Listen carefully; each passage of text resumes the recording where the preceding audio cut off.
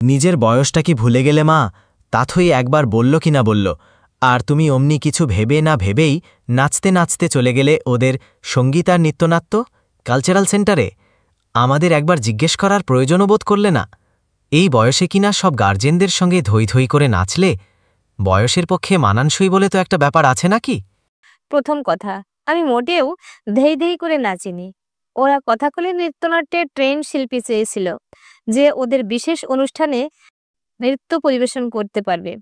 বয়সটা এক্ষেত্রে কোনো ফ্যাক্টর নয়। আর তুই ভালো করেই জানিস, তোর জন্মানোর আগে অবধি আমি নিয়মিত নাচ প্র্যাকটিস করতাম। ড্যান্সের ওই ফর্মটা আমার খুব ভালো করেই জানা। তাই তাথই বলতেই রাজি হয়েছিলাম। আসল সমস্যাটা কোথায় বল দেখি? আমার বয়স বেশি, না এই বয়সে আমি সবার সামনে নেচেছি? মায়ের প্রখর ব্যক্তিত্বের সামনে ছোটবেলা থেকেই তমাল গুটিয়ে থাকে। আজও তার মায়ের ঘরে আসার ইচ্ছে ছিল না। নেহাত শর্মিলী কাপুরুষ বলে অমনভাবে খোঁটা দিল বলে। কিন্তু এখন মনে হচ্ছে বউয়ের খোঁটা শুনে নেওয়াই ভালো ছিল।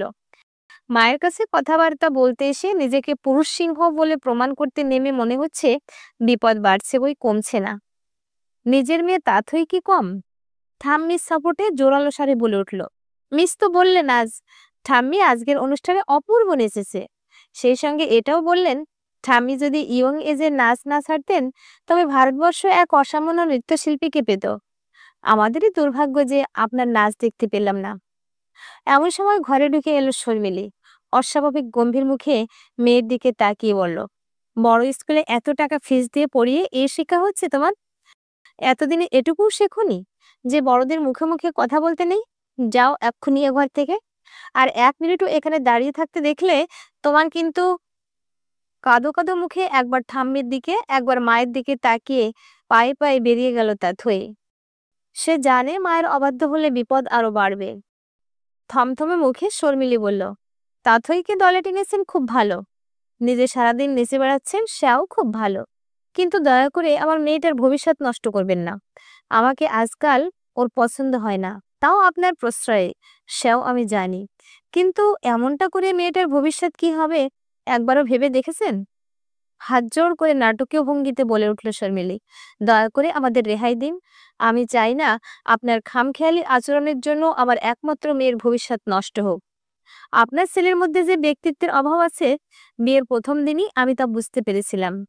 আসলে আপনার প্রখর ব্যক্তিত্বের আছে, নিজের ব্যক্তিত্ব বিকাশের সুযোগই পায়নি তমাল। তাই ওর হয়ে আজ আমি বলছি, দয়া করে নিজের বয়স অনুযায়ী কাজ করুন। ঘুরতে যান, নাম গান শুনুন, কমপ্লেক্সের পার্কে হাঁটুন। দয়া করে যেখানে সেখানে নেচে কুদে আমাদের সম্মানের 12টা বাজাবেন না। চলো তমাল। শর্মিলীর পিছু পিছু উঠে চলে গেল তমাল। মায়ের দিকে চোরা চোখে একবার তাকালো, কিন্তু মুখে কিছু বলার সাহস হলো না। থম মেরে বিছানায় বসে রইলেন প্রতিমা দেবী। 54 বছর বয়স হলো তার, কিন্তু শরীরে কোনো রোগ ব্যাধির বালাই নেই। ছোটবেলার অভ্যাস এখনো নিয়মিত নিজের খেয়াল রাখেন, তাই কোনো অসুখ সহজে শরীরে থাবা কাটতে পারে না। এর আগে ঠারে ঠোরে শর্মিলী বেশ কয়েকবার বিভিন্ন বিষয়ে কথা শোনালেও প্রকাশ্যে এভাবে বিদ্রোহ ঘোষণা করা এই প্রথম। নাতনির নাচের স্কুলের অনুষ্ঠানের নেচে কি অন্যায় করেছেন তিনি? ছোটবেলা থেকে নাচ ভালোবাসতেন। ছেলের জন্মের পর নিয়মিত নাচের তালে নেওয়া সম্ভব ছিল না। ধীরে ধীরে সংসার সামলাতে সব ছেড়েছেন।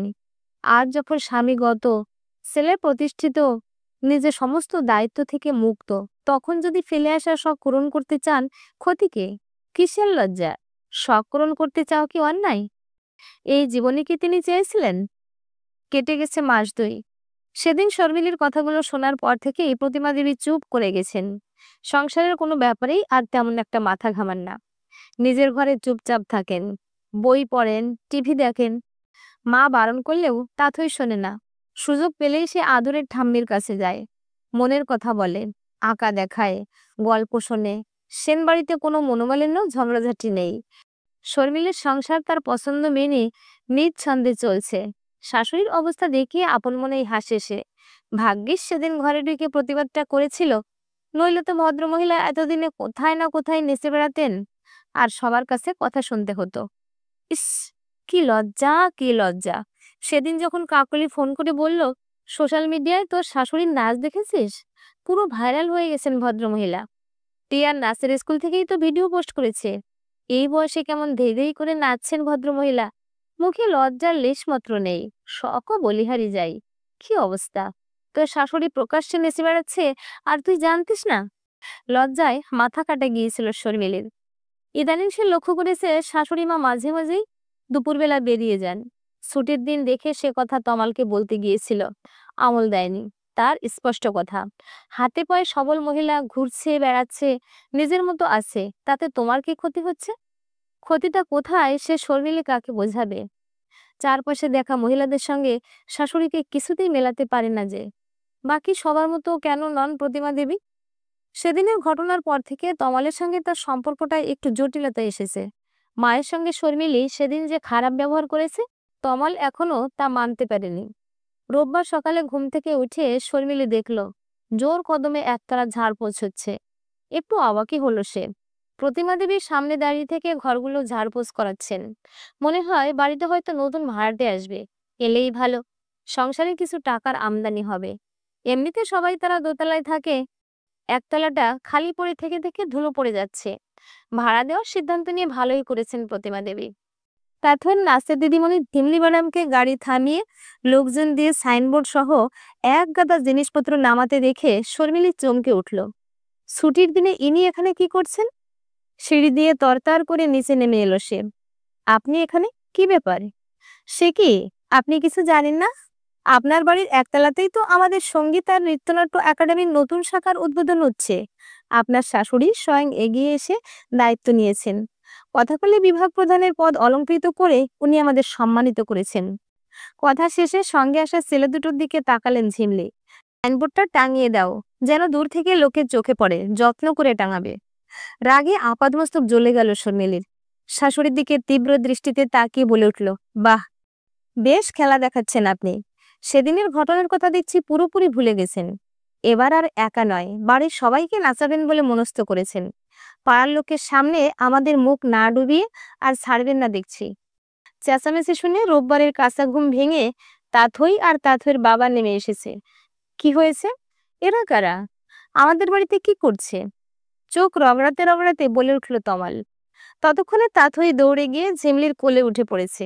ইনি আমাদের ড্যান্স টিচার বাবা। ঝিমলি ম্যাম ভীষণ সুন্দর নাচেন।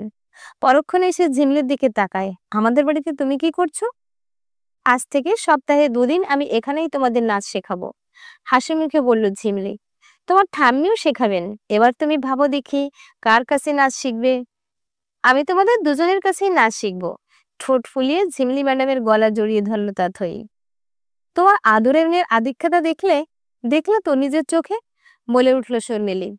একটা কথা তোমায় স্পষ্ট করে বলে দিচ্ছি তমাল, তোমার মা এই বয়সে এসে ধেই ধেই করে নাচতে শুরু করতেই পারেন, কিন্তু এ বাড়িতে এসব অনাসৃষ্টি কাণ্ড চলবে না। আমি মেনে নেব না। তোমার মা সমাজের পরোয়া না করলেও এই সমাজেই আমাদের বাস করতে হয়। কোন সমাজের কথা বলছো তুমি বৌমা? যে সমাজ একজন নারীর স্বামী তাকে ছেড়ে দিলে কথায় কথায় অপমান করে, সেই মেয়েটার দিকেই আঙুল তোলে, একাকী মেয়েকে ঘর ভাড়া দিতে অস্বীকার করে, রাত্রিবেলা পথে বেরোলে নিরাপত্তা দিতে সক্ষম হয় না, সন্তান মানুষ করার সব দায় নারীর উপর চাপিয়ে দিয়ে নিশ্চুপ থাকে, পুরুষের বহুগামিতাকে নিঃশব্দে মেনে নিতে বলে, মানুষের ইচ্ছেকে বয়সের দোহাই দিয়ে দমিয়ে দেয়। এই তো আমাদের সমাজ। তুমি বোধহয় ভুলে যাচ্ছ বৌমা, এ বাড়ির মালকিন আমি। তাই এরপর থেকে কথা বলতে হলে গলা নামিয়ে বলবে। আর যদি তুমি এ বাড়িতে থাকতে না চাও, না থাকতেই পারো, সিদ্ধান্ত সম্পূর্ণ তোমার হাতে। ছেলে নাতনি যেতে চাইলেও আপত্তি করব না। তবে একটা কথা স্পষ্ট করে শুনে নাও, আমি কোনোভাবেই নিজের সিদ্ধান্ত বদলাবো না। নাচ আমার ভালো লাগে, তাই ভবিষ্যতে একবার কেন বহুবার আমায় ধেই ধেই করে নাচতে দেখবে, কখনো ছাত্রীদের সঙ্গে, কখনো একা একা। ঝিমলি চলো, ড্যান্স ফ্লোরটা কোথায় হবে আমায় দেখাবে চলো। শর্মিলীকে নস্যাৎ করে দিয়ে ঝিমলির সঙ্গে হাসি মুখে একতলার হলঘরটার দিকে চলে যান প্রতিমা দেবী। ফ্যালফাল করে সেদিকে তাকিয়ে থাকে শর্মিলী আর ভাবে, এমন অসম্ভব মনের জোর কি তার আছে? প্রিয় ভিউয়ার্স, এতক্ষণ সাথে থেকে গল্পটা শোনার জন্য অশেষ ধন্যবাদ। গল্পটা ভালো লাগলে একটা লাইক, কমেন্টস ও শেয়ার করে দেবেন। আর পরবর্তীতে এরকম আরো সুন্দর সুন্দর গল্প শোনার জন্য আমার চ্যানেলটা সাবস্ক্রাইব করে পাশে থাকুন। ধন্যবাদ।